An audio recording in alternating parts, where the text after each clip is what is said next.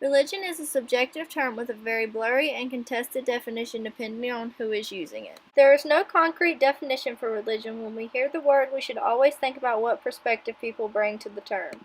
Next, we began thinking about the connections between imagination, myth, and religion. Then we began reading Life of Pi and talking about how storytelling shapes human experience and how religion shapes imagination. Next, we were introduced to Mircea Eliade, who was a firm believer in sacred space. According to Eliade, the sacred or the divine is an extension of natural reality. The profane is the natural reality of our world. The difference between space for religious man is categorized between cosmos and chaos. There are two different types of cosmos, sacralized and desacralized.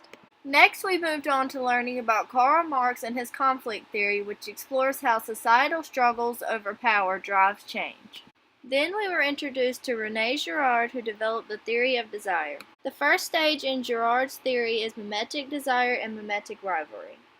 The second stage in mimetic theory is known as the scapegoat mechanism. The scapegoat is used to justify the group's violent actions and restore peace in the community. Redemptive violence enshrines the belief that violence saves.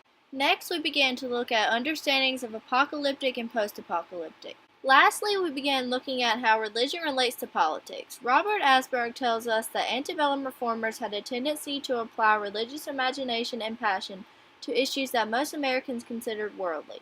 American antebellum reformers were at odds with the world in its natural state and bent upon sacralizing all the world's order in accordance with their vision of God's plan. Reformers often had the sense that their era in history was a kairos, or a moment in history marked by the entry of the kingdom of God into human affairs.